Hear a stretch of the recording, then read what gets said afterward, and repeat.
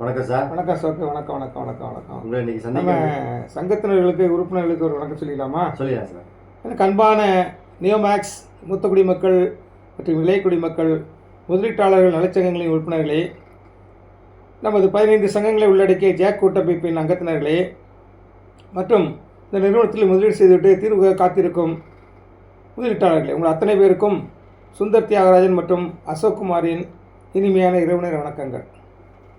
சொல்லுங்கள் அசோக். வணக்கம் சார். வணக்கம் வணக்கம். சொல்லுங்கள். இன்று உங்களை சந்திக்க வந்தது நம்ம ஏலம் சம்மந்தமாக ஒரு சில குழப்பங்கள் இருக்குது சார். மக்கள் நம்மள்கிட்ட ஃபோன் பண்ணி கேட்குறாங்க. சரி. ஒரு 5 விதமான குழப்பங்கள் இருக்குது. மக்கள் சொல்கிறாங்களா? மக்கள் ஃபோன் பண்ணி நிறைய கேள்விகள் கேட்குறாங்க. உங்களுக்கு எது குழப்பம் இருக்கா? மக்களுக்கு குழப்பம் இருக்கா? மக்களுக்கு தான் சார் குழப்பம் இருக்குது. முதலீட்டாளர்களுக்கு குழப்பம் இருக்குது. ஃபோன் பண்ணி கேட்குறாங்க. ஃபோன் பண்ணி கேட்குறாங்க. யார், நம்ம சங்கத்தின் உறுப்பினர்களா அல்லது உறுப்பினர்களும் கேட்குறாங்க, மற்றவங்க சங்கத்தில் உறுப்பினர் இல்லாதவங்களும் கேட்குறாங்க. உங்களுக்கு ஒரு அட்வைஸ் சங்கத்துக்கு முதல்ல யாராவது ஃபோன் பண்ணாங்கன்னா அவங்க சங்கத்தின் உறுப்பினரான முதல்ல கேளுங்க. சிலர் அரை மணி நேரமாக நம்ம பேசுகிறதெல்லாம் கேட்டுட்டு கடைசியில் நம்ம கேட்கும்போது சங்கத்தின் உறுப்பினர் கேட்டால் இல்லைன்றாங்க. சொல்கிறாங்க. அவங்களுக்கு சங்கத்தின் மேலே நம்பிக்கை இல்லாமல் சேராமல் இருக்கிறாங்க அப்படின்னாக்கா, அதாவது ஏதாவது சங்கத்தில் சேர்ந்தா கூட பரவாயில்ல. நான் அந்த மேற்கத்திய சங்கத்தில் இருக்கிறேன், கிழக்கத்திய சங்கத்தில் இருக்கேன், தெற்கத்திய சங்கத்தில் இருக்கிறேன், வடக்கத்திய சங்கத்தில் ஏதாவது ஒரு சங்கத்தின் பேர் சொன்னாலும் பரவாயில்ல, நம்ம பேசுனா விளக்கம் கொடுக்கலாம். ஒரு சங்கத்திலே சேராமல் இருக்கிறவங்க அவங்கள என்ன கணக்கில் எடுத்துக்குன்னு தெரில. அது ஒரு குழப்பத்துக்கு காரணம், ஏலம் போகாமல் இருக்கிற காரணம். ரிஜிஸ்ட்ரேஷனே பண்ண மாட்டாங்கன்னு உட்காந்துட்டு இருக்கிறாங்க. அதனால அதை கேட்டுங்க நீங்கள் இனிமேல். கண்டிப்பாக கேட்டு. சரி, இப்போ சொல்லுங்க, என்ன குழப்பம்? முதல் குழப்பம் வந்து எத்தனை குழப்பம் இருக்கு? மொத்தம் 5 குழப்பங்கள் சார். 5 குழப்பம் இருக்கா? சரி, சொல்லுங்க. முதல் குழப்பம் வந்து தேனி சங்கத்தை சேர்ந்த மணிகண்டன் அவர்கள் வந்து ஒரு வீடியோ போட்டுருக்காங்க. சரி. அதுல வந்து நீதியரசர் வந்து என்ன வீடியோ? நிறைய வீடியோ தான் போட்டுட்டு இருக்காங்க. தான் 6ஆம் தேதி வழக்கு விசாரணை முடிஞ்ச உடனே நம்மளும் தான் போட்டோம். அதுக்கப்புறம் அவர் போட்டுருக்காங்க. சரி, என்ன போட்டிருக்காங்க? அதுல வந்து நீதியரசர் வந்து பாண்டுக்கு லேண்டு அப்படின்னு சொல்லிட்டு சொல்லவே இல்லை அப்படின்னு சொல்லிட்டு சொல்றதுனால, நீங்க வந்து பாண்டுக்கு லேண்டு வந்து நீங்க பதிவு பண்ணலாம், ரிஜிஸ்டர் பண்ணிக்கலாம், நீங்க ஏலம் எடுக்கலாம்னு சொன்னதுனால இந்த இரண்டுக்கும் நடுவில் குழப்பங்கள் இருக்கு. ஒரு சங்கம் இப்படி சொல்றாங்க, இன்னொரு சங்கம் அப்படி சொல்றாங்க. அதனால கூட ஏலம் சரியா போகாம கூட இருக்கிறது காரணமா இருக்கும். யார் சொல்றது சரின்னு அவங்க கேட்கறாங்களா? ஆமா, யார் சொல்றது சரி, யாரை நம்ம வந்து ப்ரெஸ் பண்ணி எடுக்க முடியும்? அது என்ன சொல்றேன்னு எனக்கு தெரியல. நம்ம ஒரு பொது வழியில் பேசும்போது சரியா பேசணும். அதாவது நீதியரசர் வந்து நம்மளுடைய லாங்குவேஜே அப்படியே பேசணும், நம்ம பேசுகிற வார்த்தையை பேசணும் எதிர்பார்க்கக்கூடாது தோழர்களே. நம்ம வந்து ரிதமைக்கா பாண்டுக்கு லேண்டு, பாண்டுக்கு பணம் அப்படின்னு ஷார்ட்கட்டில் நம்ம பேசி நம்ம தீர்மானம்லாம் போட்டிருக்கோம் நம்ம ஜாக் கூட்டமைப்பில். இப்போ பாண்டுக்கு லேண்ட் அப்படிங்கிறது நம்ம ரிதமிக்காக இருக்கணுங்கிறதுக்காக நம்ம இந்த டி ராஜேந்திர பாணியில் நம்ம வந்து பேசுகிறோன்னா, அதே மாதிரியே நீதியரசரும் பேசணும்னு எதிர்பார்க்குறது வந்து அது வந்து ஒரு அறிவுள்ளத்தனம் கிடையாது. அறிவுள்ள அப்படி சிந்தனை பண்ண கூடாது. இப்போ அவர் சொல்லியிருக்காருன்னா அது என்ன எதை சொன்னான்னு தெரியல. நீதியரசர் அவர் வாயால் பாண்டுக்கு லேண்டுன்னு சொல்லவே மாட்டார். அந்த இதை நம்ம எதிர்பார்க்கவும் கூடாது. அவர் தெளிவாக சொல்லியிருக்கிறாரு, நீங்கள் பணம் தர தேவையில்லை, நீங்கள் பிட் பண்ணி ஏலத்தை எடுத்துட்டு கடைசியில் உங்களால் பணம் கட்ட வேணுங்கிற சூழ்நிலை வரும்போது அதான் 80% தான் வருது, உங்களுக்கு மீது 20% நீங்கள் பணம் கட்ட வேண்டிய சூழ்நிலை வந்தால் அந்த சமயத்தில் நீங்கள் பணம் கட்ட முடியாது சொல்லி நீங்கள் இருந்து விளைவிக்கலாம். உங்கள் லேண்டை வந்து ஏலம் லேண்டை வந்து திருப்பி வாங்கிக்குவாங்க, கேன்சல் பண்ணிடுவாங்க அப்படின்னு தான் சொல்லியிருக்காரு. தவிர எந்த இடத்துலையும் அவர் வந்து பணம் வாங்குவேன்னு சொல்ல. இப்போ நீதிபதி பணம் வேண்டான்னு சொல்லிட்டாருன்னா அடுத்து நம்ம ஏலம் எடுக்கிறதுக்கு என்னத்தை கொடுக்கணும்? எதை கொடுக்கணும்? நம்ம பாண்டை தான் கொடுக்கணும். அப்போ பாண்டுக்கு லேண்ட் ஆகிப்போச்சுல, இதில் என்ன இருக்குது? இது கூட புரிதல் இல்லாமல் பேசுகிறாங்கன்னா நான் அதுக்கெல்லாம் என்ன நான் பதில் சொல்கிறது? மக்களை நீங்கள் புரிஞ்சுக்கிங்க. அவர் பாண்டுக்கு லேண்டு சொல்ல மாட்டார். ஒன்று நம்ம நினைக்கிறதே அவர் சொல்லணும் எதிர்பார்க்கக்கூடாது. அவர் வந்து கிளியராக சொல்லிட்டார், நீங்கள் பணம் வேணான்னு சொல்லிட்டார். பணம் வேணான்னு சொல்லிட்டாருன்னா அடுத்து என்ன கேட்பாங்க? பாண்டை தான் கேட்பாங்க. அப்போ பாண்டுக்கு லேண்டு தானே அது. இது வந்து கொஞ்சம் உங்களுக்கு ஆழ்ந்து சிந்திச்சு பார்க்கணும். நம்ம சொல்கிறதே எதிர்பார்க்க நினைக்கிறதெல்லாம் வந்து அதெல்லாம் வந்து சரி கிடையாது. ஆமாம், இப்படிலாம் குழப்பத்தை ஏற்படுத்தியிருந்தாங்கன்னா எதனால சார்? இப்போ சங்கத்தாரே இப்படி குழப்பத்தை ஏற்படுத்தியிருந்தாங்கன்னா இப்போ அவங்க சங்கத்திலேயே குறிப்பிட்ட அளவு மெம்பர் இருக்காங்க, அவங்க எடுப்பாங்களா? எடுக்க மாட்டாங்க. இப்போ நம்ம சங்கத்தில் உள்ள ஆளுங்க உங்ககிட்ட கேள்வி கேட்குறாங்க, என்ன சுந்தர் தியாகராஜன் இப்படி சொல்லாரு, மணிகண்டன் இப்படி சொல்லான்னு கேட்குறாங்களா? இந்த குழப்பத்துக்கு யார் காரணம்? புரிதல் இல்லாமல் நம்ம ஏதாவது பேசி விட்டுறோம். நம்ம யூடியூப்ல நம்ம ஏதாவது பேசி விட்டுறோம். இந்த காலதாமதத்துக்கு நம்ம தான் காரணம், சங்கங்களும் காரணம். இப்போ நம்ம வந்து ஜாக் கூட்டமைப்பு கூட்டினோம், அவங்க வரல. தேனி சங்கம் குறிப்பாக வரல, அதான் பெரிய சங்கம் சொல்லிட்டு இருக்காங்க, அவங்க வரல. அவர் சொல்லும் போலாம் சொல்றாரு 10,000 பேர் 12,000 பேர் நம்ம மெம்பர் இருக்குன்னு சொல்றாரு. அது இருந்து என்ன பிரச்சனை? ஒற்றுமையை கட்டமைக்க. ஆமாம், ஒற்றுமையை நீங்கள் கட்டமைக்காம நம்ம இதுக்கு தீர்வே வராது. நம்ம ஒன்று சொல்லிட்டு அவங்க ஒன்று சொல்லிட்டு இப்படி சொல்லிட்டு இருந்தா இப்போ இதே குழப்பம் வந்துருச்சா? உங்கள்கிட்ட கேட்டாங்களா? இந்த குழப்பம் வந்து இப்போ மக்களுக்கு வந்து இப்போ நான் சொன்ன பிறகு தான் தீர்வு வரும், ஒரு தெளிவு வரும். பாண்டுக்கு லேண்டுங்கிற அதே வார்த்தையை அவர் சொல்ல எதிர்பார்க்கறது வந்து என்ன சொல்றதுன்னு தெரியலங்க. அதனால் நம்மளா ஏதாவது ஒன்று பேசி விட்டு போயிடுறோம், அது மக்கள் குழப்பத்தான். அது இருந்தாலும் லேட்டு தான் ஆகும், தாமதத்துக்கு காரணம் நம்ம தான். இப்போ நிறுவனத்தாரோ அது அரசாங்கமோ காரணம் கிடையாது, நாம தான் காரணம். அதே அடுத்த ஒரு குழப்பம் சார், இரண்டாவது குழப்பம். என்ன, அந்த லேண்டோட வேல்யூ வந்து வேல்யூ இல்லை, வேல்யூ அதிகமாக இருக்கு. இதுவுமே ஒரு சில சங்கத்தார் சொல்லிட்டு இருக்காங்க. இதுவுமே ஒரு சில சங்கத்தார் வந்து இது வந்து வேல்யூ அதிகமாக போட்டிருக்காங்கன்னா அது சொல்லிகிட்டே இருக்கிறாங்க. அதாவது வந்து நம்மளே நம்ம தலையில் மண்ணாரி போட்டுக்கிற மாதிரி. இப்போ வெளியில் ஏலம் போகல. நான் கூட ஆனது நினச்சேன்னா இந்த அப்ரூவ் பிளாட்ஸ்லாம் வந்து ஒரு 19,000 சம்திங் பிளாட் இருக்குது. இதெல்லாம் ஏலத்துக்கு போச்சுனாக்கா ஒரு 25% 30% நமக்கு பணமாக கிடச்சிரும். எல்லாத்துக்கும் செலவுக்கு, அவசர செலவுக்கு இப்போ பயன்படுத்திக்கலாம். எல்லாம் மெடிக்கல் எமர்ஜென்சியில் நிறைய வந்து தேவையில் இருக்காங்க, அவங்களுக்கு பயனாக இருக்கும். அதுக்கப்புறம் பேரலாம் வரும்போது அதை நம்ம கேட்டு வாங்கி நம்மளே அப்ரூவல் வாங்கி நம்ம பிரிச்சுக்கலாம். அது கொஞ்சம் நமக்கு லாபமாக இருக்கும். இது ரிசார்ட்லாம் நம்மளே எடுத்துக்கலாம் அப்படிங்கிற மாதிரி ஒரு ஒற்றுமையாக நம்மளாம் எடுத்துக்கலாம். ஒற்றுமை கட்டமைப்பு நினைக்கிறோம், ஒற்றுமைக்கு வரமாட்டேங்கிறாங்க. நம்ம என்ன பண்ணுறது? நம்மளால் இப்போ காலியாக விட முடியும்? ஒரு பொது சேவை வந்திருக்கோம், எல்லாருமே பொது சேவைக்கு, எல்லாருக்கும் ஒரே நோக்கமாக இருந்தால் இணைவதில் என்ன தடுக்குது? எது தடுக்குது? இப்போ எல்லாருமே ஒரே நோக்கத்தான் இருக்கும். அப்போ இணைவது ஏன் இணைய மாட்டேங்கிறாங்க? ஜாக்கோடாவுக்கு 2 வாட்டி கூப்பிட்டோம், வரல. இப்படி சங்கங்கள் பிளவு கொடுத்து கிடைப்பா. நம்ம வந்து ஒற்றுமையாக இருந்தால் தான் நடக்கும். நான் ஒருத்தர் அழகாக வந்து பேசியிருப்பாருமா, ஒரு வீடியோ நான் வந்து போடுறேன் பாருங்கள் குரூப்பில். இந்த மார்வாடிங்க இருக்காங்க இல்லையா, இந்த மார்வாடிங்க இந்தியாவில் மொத்த மார்வாடியும் சேர்ந்து ஒரு கணிசமான அளவு கார், ஒரு 2000 கார் நம்ம வாங்குறதுக்கு ஏதோ முடிவு பண்ணிக்காங்க. அது எண்ணிக்கை சரியாக எனக்கு ஞாபகம் இல்லை. ஒரு வீடியோ பார்த்தேன். அப்போ அவங்க வந்து மொத்தமாக ஒன்றா சேர்ந்து அசோசியேஷனை சேர்ந்து பேரம் பேசி எத்தனையோ கோடி ரிபேட் வாங்கியிருக்காங்க, தள்ளுபடி. இப்போ ஒருத்தராக போய் சேர்ந்து இது பண்ணுறத விட எல்லாம் பல பேர் சேரும் பொழுது எவ்வளவு நமக்கு பெனிஃபிட் கிடைக்கும் பார்த்தீங்களா? இதுதான் அசோசியேஷன். இந்த கான்செப்டே தெரியாமல் நிறைய பேர் சங்கத்தை நடத்திட்டு இருக்காங்க. அது நமக்கு வேதனையாக இருக்குது. என்ன பண்ணுறது? நாங்களும் வயசான காலத்துலேருந்து இறங்கி இந்த ஜபர்தஸ்த் அதெல்லாம் இல்லாமல் நாங்களும் விட்டு கொடுத்து இறங்கி போய் ஒற்றுமையாக கட்டமைப்புனா நம்மளை விரோதியை தான் தொடர்ந்து பார்த்துட்டு இருக்கானே. அப்போ என்ன பண்ணுறது? தொடர்ந்து நம்மளை விரோதியை தான் பார்க்குறாங்க. நோக்கம் ஒன்று தான், ஆனால் பாதை வெவ்வேறாக இருக்குது. அது வந்து சீக்கிரம் நம்ம போண்டிய இடத்துக்கு இலக்கு அடைய முடியாது. இது இன்னும் காலதாமம் தான் வழி இருக்கும். ஸோ காலதாமத்துக்கு இப்போ நிறுவனமோ அரசாங்கமோ காரணம் கிடையாது, சங்கங்களும் நம்ம தான் காரணம். சங்கங்கள் தான் காரணம், முக்கியமாக சங்கங்கள் தான் காரணம் நான் சொல்லுவேன். ஒரு சிலர் பணம் தான் வேணும்னு இருக்கான். நல்லா கேட்டுங்க. இப்போ பணம் எப்படி கிடைக்கும்? தோழர்கள் நீங்கள் சிந்திச்சு பாருங்கள். இந்த பிட்காயின் சொல்லுவாங்கல்ல, அந்த பணத்தை கண்ணால் பார்க்க முடியுமா? டிஜிட்டல் மணி சொல்கிறாங்க, அதை கண்ணால் பார்க்க முடியுமா? இப்போ வெளியில் ஏலம் போகல, பாதிக்கப்பட்டவனே எடுக்கிறான். எடுக்கிற பணமாக போகுமா, கருவூலத்துக்கு பாண்டா போகுமா? பாண்டா தான் போகும். அப்போ அந்த பாண்டை கிழிச்சு பிரித்து கொடுக்க முடியுமா? இந்தா நீ ஒரு மூலையில் நீ பிச்சுட்டு போ அப்படின்னு சொல்லி நீ 10% பிச்சு அப்படி பிச்சு கொடுக்க முடியுமா? மணி இல்லையே, கண்ணால் பார்க்கறதுக்கு பணம் இல்லையே, பணம் வந்து சேரல. 2 பிளாட் தான் வெளியில் எடுத்திருக்காங்க. அப்படி இருக்கும்போது நாமளும் எடுக்கணாக்கா என்ன சொல்கிறது? அப்புறம் நீதியரசர் என்ன தான் பண்ணுவார்? இது எங்கே போய் விடுனாக்கா காலதாமத்தில் அந்த விடும், வேறு ஒன்றும் இல்லை, காலதாமம் ஆகும். இப்போ மறியலன்னு அறிவிக்கிறாரு, மறியலத்துக்கு போகிறோம். இப்போ இதுலேயும் போல மறியலத்தையும் எடுத்து இன்னும் ரிஜிஸ்டர் பண்ண மாட்டேன் அடம்பிடிச்சிட்டு இருக்கானே.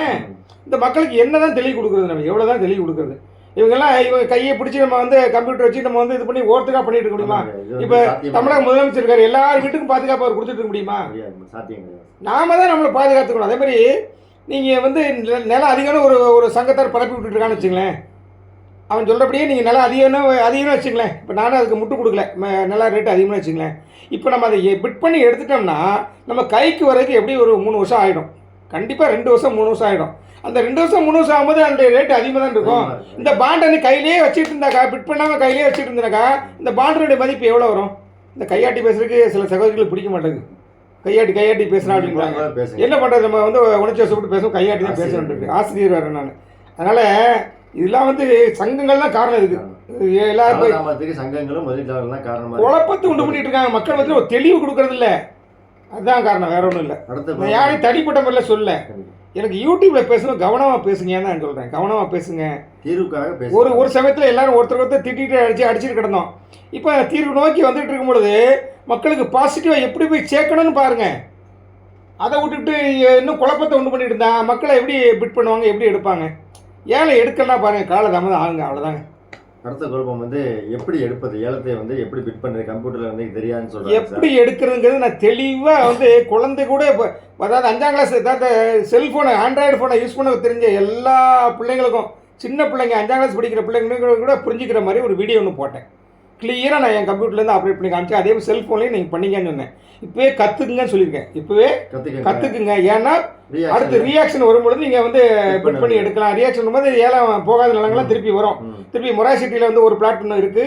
இன்னும் நிறைய இடங்கள் இருந்தீங்களா விருதுநகரில் பிளாட்டே போகல, ஏலத்துக்கு போகல. அப்படி இருக்கும்போது அதெல்லாம் பிட் பண்ணி எடுக்கலாம் அப்படின்னு சொல்லிட்டு நான் வந்து வீடியோ போட்டிருக்கேன். அது வீடியோ சரியாக பார்த்து நீங்கள் கற்றுக்க மாட்டேங்கிறீங்க. முதல்ல வாட்ஸ்அப்பில் போடுறதே கவனிக்கிறது இல்லை. உங்களுக்கு வந்து என்ன சொல்கிறேன் புரியலைங்க.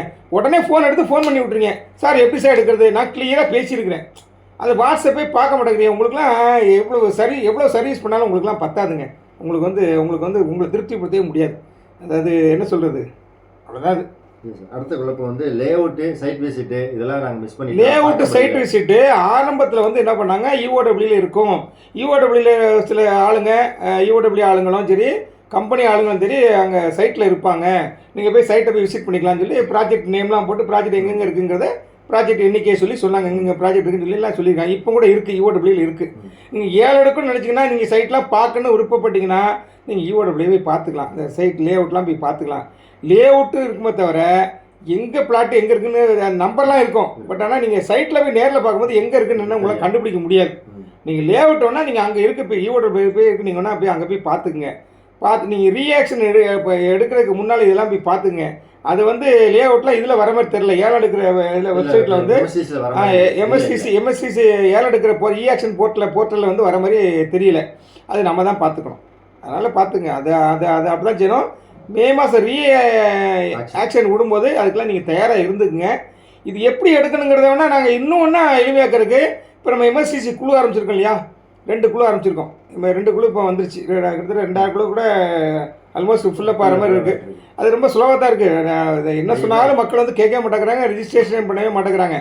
நீதியரசரே பாருங்கள், ஒரு வாட்டி அவரே ஃபெட்டப் ஆகி போய் அதாவது விரக்தி அடைந்து தூக்கி போட்டு போயிடுவாருன்னு பயமாக இருக்கு எனக்குலாம். அந்தளவுக்கு நம்ம வந்து நான் சுந்தர தியாகராஜன் நான் சொல்கிறான், நிறுவனத்தில் பணத்தை வாங்கிட்டு சுந்தர தியாகராஜன் சொல்லிட்டு இருக்கான் ரிஜிஸ்ட்ரேஷன் பண்ணுன்னு நீதியரசரே சொல்கிறாரு. நான் சொல்கிறேன், நீதியரசரே சொல்கிறாரு ஏலம் எடுங்க நானாக ரிஜிஸ்ட்ரேஷன் பண்ணுங்க. நான் அவர் ஏலம் எடுங்கன்றாரு. நான் எப்போ சொன்னேன் ஏலம் எடுக்க சொல்லி? முதல்ல நான் ஏலம் எடுக்க சொல்ல ரிஜிஸ்ட்ரேஷன் மட்டும் பண்ணுங்க. எப்போ ஏலம் எடுக்க சொன்னேன்? இந்த 6ஆம் தேதிக்கு அப்புறம் தான். 6ஆம் தேதி அன்னைக்கு தான் என் பாண்டுக்கு லேண்டுங்கிறது வந்துருச்சியா எடுங்கன்னு சொல்லி சொன்னேன். இன்னும் எடுக்காமல் இருந்தால், இன்னும் ரிஜிஸ்ட்ரேஷன் பண்ணாமல் இருந்தால் நம்மளை அந்த ஆண்டவர் வந்தாலும் காப்பாற்ற முடியாதுங்க. கடைசியாக ஒரு குழப்பம் சார். கடைசியாக இது 4ஆவதா? அஞ்சாவதா சொல்லுங்கள். 5வது குழப்பம் வந்து இப்போ ரிஜிஸ்ட்ரேஷனும் பண்ணல, நம்மளும் ஏலமும் எடுக்கலை அப்படின்னா எந்த நிலைமைக்கு தள்ளப்படுவோம் சார்? ரிஜிஸ்ட்ரேஷனும் பண்ணணும், ஏலமும் எடுக்கலைனாக்கா உங்களுடைய மனநிலை என்ன இருக்குனாக்கா பணம் தான் எனக்கு வேணும்னு இருக்க மாதிரி இருக்குது. பணம் தான் வேணும்னு இருந்தால் ஒரு 10-15 வருஷம் ஆகும். அதுக்கு மேலே கூட ஆகும். இன்னும் 554 கம்பெனி முடியல. 555வது கம்பெனியாக நம்ம வரிசையில் நிற்க வேண்டியதான். பார்த்துங்க, ஒரு ரேஷன் கடைக்கு போகிறீங்க, ஒரு 2 பேர் 3 பேர் நிற்கிறாங்கன்னா சந்தோஷம். ஐயோ 2 பேர் தான் இருக்காங்க, போய் நிற்பீங்க. நீங்கள் ஒரு 100 பேர் இருந்தாக்கா நீங்கள் 101 ஆள் பேர்னா நீங்கள் என்ன சந்தோஷப்படுவீங்களா, வருத்தப்படுவீங்களா? நினச்சி பாருங்க. சந்தோஷப்படுவீங்களா, வருத்தப்படுவீங்களா? வீட்டுக்கு ஓடி வந்துடும். அதே மாதிரி இதை மறந்துடுவோம். 555 கம்பெனியாக போய் நின்றுட்டோம். அந்த இதில் நம்ம மறந்து போய் என்ன பண்ணோம், சரி போச்சு காசு போச்சுன்னு விட்டுருவோம். கொஞ்சம் காசாக போட்டிருக்கோம். 1 லட்ச ரூபா இருந்து மினி 50,000 கூட போட்டிருக்காங்க. 50,000லேருந்து 10,000 கூட போட்டிருக்கோம். எவ்வளோ காசு போட்டிருக்காங்க, கோடிக்கணக்கான காசு போட்டுட்டு நம்ம அதை மறந்துட வேண்டியதான். அந்த நிலைமைக்கு தள்ளப்பட வேணான்னு கேட்குறேன். நீங்கள் பணம் தான் வேணும்னு கேளுங்கய்யா. நான் யாரையும் நான் வேணான்னு சொல்லல. ஆனால் சாத்தியக்கூறு என்னன்னு பாருங்கள். சாத்தியக்கூறு இப்போ தள்ளப்பட்டிருக்கோம் நம்ம. இப்போ நானே விரும்பியா லேண்ட் எடுக்கணும் நான் சொல்லிட்டு இருக்கிறேன். எனக்கு என்ன விருப்பமாக லேண்ட் எடுக்கணும்னு? எனக்கு இதுக்கு இந்த வயசில் சாக போகிற வயசில் எனக்கு இதுக்கு லேண்டு என்னென்னா வேறு வழி இல்லை. ஏழை வெளியில் போகலைன்னா அதனால் சொல்கிறோம். ஒரு சிலர் என்ன சொல்கிறான், வேறு லேண்டை எடுக்க வருவாங்க. நானும் தான் சொல்கிறேன், எடுக்க வருவாங்க. அது இப்போ எலெக்ஷன் முடிஞ்சிடும். அப்போ எல்லாமே வருவான், ஜெயிச்சிருவான். அல்லது ஏதாவது ஒன்று நடக்கும்போது வருவான். அப்போ வந்து நிற்பானுங்க, அடிமாட்டேட்டுக்கு ஆட்டையை போட்டு போகலான்னு நிற்பானுங்க. அப்போல்லாம் வந்து போட்டிகள்லாம் கடுமையாக இருக்க தான் செய்யும். ஆனால் அது நமக்கு நஷ்டத்தை தரும் என்பதால் தான் நம்ம வேறு லேண்டுகளை அப்ரூவ்டு ப்ளாட்ஸை மாற்றிட்டு நம்ம வந்து இது பண்ணி சொல்கிறோம். அதுக்கு நம்ம வந்து நீதியரசருக்கு கேட்டு பார்க்கலாம். குழு அமைங்க அப்படின்னு கேட்கலாம். இல்லை குழு அமைக்கலையா, எங்களுக்கு கொடுங்க. சங்கங்களுக்கோ தரமாட்டார். ஒருத்தர் கோயில்பட்டு சொல்லிட்டு இருக்க சங்கங்கள் கொடுக்க மாட்டார். நீங்கள் சங்கத்தில் சேரணும் அவசியம் இல்லை. இது வேற குழப்பம். இந்த குழப்பத்தை நீங்கள் விட்டுட்டீங்க. சங்கத்திலே சேராதன்றான். சங்கத்தினுடைய அவசியம் என்னங்கிறது நான் வீடியோ போட்டுட்டே இருக்கேன். ஒரு வயசான பெரியவர் சொல்கிறாரு, ஒரு குச்சி தனியாக தான் உடைக்க முடியாடா. அது ஒரு விளக்கமாக இருக்கும். பெரிய பெருக்குமாறு, குச்சி பெருக்குமாறு, பெரிய தென்னங்குச்சி பெருக்குமாறு இல்லையா? இப்போ தென்னங்குச்சி பெருக்குமாரில் ஒரு குச்சி எடுத்து நீங்கள் ஈஸியாக உடைச்சிடலாம். அதே தென்னங்குச்சி பெருக்குமாறு நிறைய குச்சி இருக்கும்போது அதை கட்டிட்டு அதை நீங்கள் உடைக்க முடியுமா? முடியாது. அதை ஒரு பெரியவர் அழகாக விளக்கி சொன்னால் அதையும் நான் போட்டான். ஆனால் ஒருத்தர் கோயில்பட்டிலேருந்து நீங்கள் சங்கத்தில் சேரானான்றான். அதையும் பார்த்து ஒரு சிலர் நமக்கே கமெண்ட் போடுறான், சங்கத்தில் சேரானா. உட்காந்துட்டு நீ ஓந்தலையிலே மண்ணாரி போட்டு அடுத்தவன் வயிற்றுலேயே அடிக்கிற, அடுத்தவனுக்கு தீர்வு வராமல் பண்ணுறேன். இதைத்தான் நான் ஆரம்பத்தில் படித்து சொன்னேன்.